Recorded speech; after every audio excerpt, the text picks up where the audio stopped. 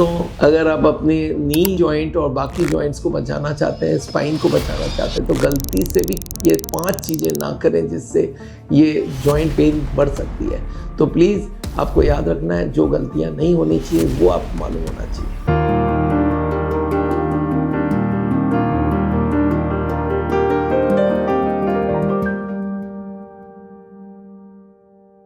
दोस्तों, आप जानते हैं हमारा बॉडी बना है मसल्स और बोन्स से, और वो बोन्स जहाँ पे जॉइंट्स करता है वहाँ पे काफ़ी पेन होती है, स्पेशली घुटनों में, कमर में, स्पाइन में, ये सब जगह बहुत पेन होती है। और जॉइंट पेन और बोनी पेन, ये दोनों को बचाना हो तो आपको मालूम होना चाहिए ये क्यों ख़राब होती है। याद रखिए, एजिंग, मेहनत नहीं करना, मोटापा और एक ही चीज़ पे बार बार ओवर एक्सर्शन करना, ये अर्थराइटिस का मेन फाउंडेशन है। National institute of arthritis and musculoskeletal diseases करके एक है, वो लोग बोलते हैं कार्टिलेज डीजनरेशन, इन्फ्लामेशन और इम्बैलेंस और बायोकेमिकल कमी, ये भी हमारी बोन की वीकनेस को कम करता है। पर हम लोग ने ये देखा है कि हम लोग को मालूम नहीं चलता और धीरे धीरे जॉइंट्स और बोन्स ख़राब होते रहते हैं, और जब ये बढ़ जाती है तब हम लोग को पता चलता है। पर उसको पहले से ही अगर आप कोई गलतियां संभाल लेते हैं तो पहले से इनको ठीक कर सकते हैं। चलिए सोचते हैं, ये ज़्यादातर लोग क्या करते हैं मालूम है, जब भी कोई जॉइंट पेन होता है वो सोचते हैं बोन पेन है और कैल्शियम खा लेते हैं और विटामिन डी ले लेते हैं। ये दोनों आजकल बहुत कॉमनली चल रहा है, पर ये दोनों अच्छी हैं। पर बोन में अगर डेंसिटी कम है तब ये ज़्यादा फ़ायदा करेगा। पर ऑस्टियोआर्थराइटिस में कार्टिलेज वेयर एंड टियर को ये कैल्शियम और ये विटामिन डी ठीक नहीं कर सकता है। तो याद रखिएगा, इनके लिए अलग से कार्टिलेज वाली चीज़ें खानी पड़ती है। तो आपको एक ही बात बता दूं, जब भी आप कोई स्टार्टिंग करेंगे, जो सप्लीमेंट्स करना चाहते हैं, चाहे बोन के लिए हो, जॉइंट के लिए हो और चाहे मसल्स के लिए हो, तो ये कोई भी एक्सपर्ट को दिखा के ही शुरू करिएगा।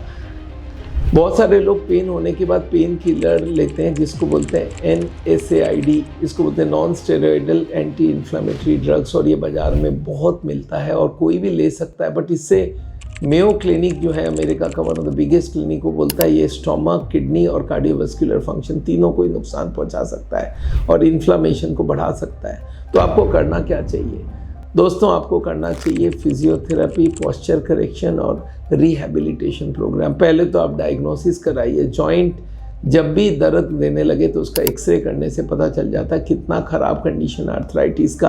अगर 1 और 2 में है और स्टिफनेस है, डिस्कम्फर्ट है, तो आपको याद रखिएगा ये एनवायरनमेंट से भी इसका बढ़ जाता है। अगर बहुत ठंड के दिन में ये ज़्यादा पेन होती है, क्योंकि वहाँ पे आपको मालूम है जॉइंट में ब्लड सप्लाई कम हो जाती है, सारे ट्यूब्स सिकुड़ जाते हैं, उससे पेन और बढ़ जाता है। तो रेगुलर लाइट मूवमेंट होना चाहिए जिससे हम लोग सर्कुलेशन को बनाएं। तो दोस्तों, अब आपको करना क्या है?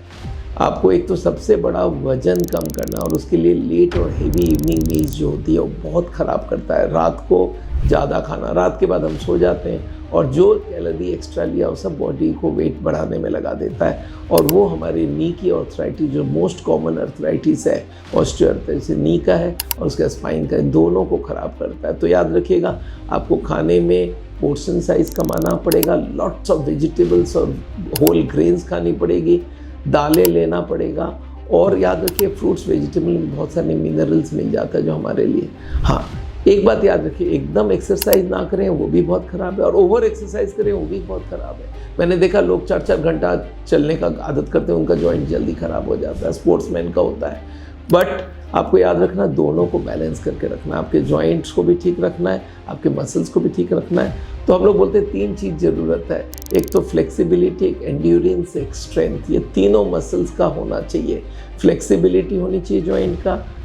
एक और चीज़ याद रखिएगा, हमें डिहाइड्रेशन अवॉइड करना। आपको मालूम है कार्टिलेज में बहुत सारे लिक्विड होता है, उससे शॉक अब्जॉर्प्शन करता है, हमारी फ्लेक्सिबिलिटी बढ़ाता है। अगर पानी ना पहुँचे तो वो जल्दी ख़राब हो जाती है। तो ज़्यादा पानी पीने का आदत डालिए, वज़न को ज़रूर कम करके रखिए, और इन एडवांस डायग्नोसिस करिए। और अगर विटामिन डी, B12 कम है तो उसको भी ले लीजिए, उससे भी दिक्कत नहीं है।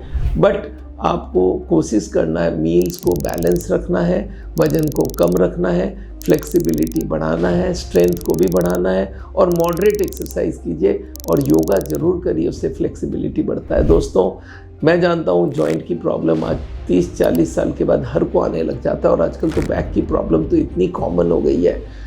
एक ही तरह के पोस्चर में हर दिन बैठो तो बैक की पेन कॉमन होती है, और इसके लिए एक्सरसाइजेज बहुत ज़रूरी है। फिजिकल एक्टिविटी ज़रूर करिए, कि स्पेशली ओल्ड एज के लोगों के लिए बता रहा हूँ। दोस्तों, मेरा नाम डॉक्टर विमल झाजड़ है, और आपको मालूम है हार्ट का ट्रीटमेंट करते हैं हम लोग बिना सर्जरी, बिना एंजियोप्लास्टी। हार्ट के पेशेंट्स को हम लोग सिखाते हैं किस तरह से उनको खाना खाना चाहिए, किस तरह से वॉक करना चाहिए, उनको एलोपैथी की दवाई की प्रोटेक्शन देते हैं, और उसके साथ साथ हम लोग उनको नेचुरल बाईपास कराते हैं। हार्ट में एक extra set of tube God ने दिया हुआ है, जिसको बोलते हैं इंटरनल बाईपास। और इंटरनल बाईपास अगर हो सकता है तो एक्सटर्नल क्यों करवाएं हम लोग, क्यों बॉडी को कटवाया जाए। तो एक डिटॉक्स ट्रीटमेंट होता है जो हमारी ब्लॉकेज को कम करने में मदद करता है। तो दोस्तों, अगर कोई भी हार्ट के पेशेंट आपको मिले तो आप उनको ज़रूर हमारे लेक्चर सुनाइए, और अगर उनको समझ आएगा तो ज़रूर हमारे पास आके मिल सकते हैं हमसे। मैं देहरादून में रहता हूँ आजकल, और वहाँ पे हमारे रिसोर्ट में हम लोग वहाँ पे 40 दिन रख के ट्रीटमेंट करवाते हैं। आप मुझसे मिलना चाहते हैं तो देहरादून आइए, ब्यूटीफुल रिसोर्ट है हमारा, वहाँ पे आप रह के ट्रीटमेंट करा सकते हैं, हम ऐसे मिल भी सकते हैं।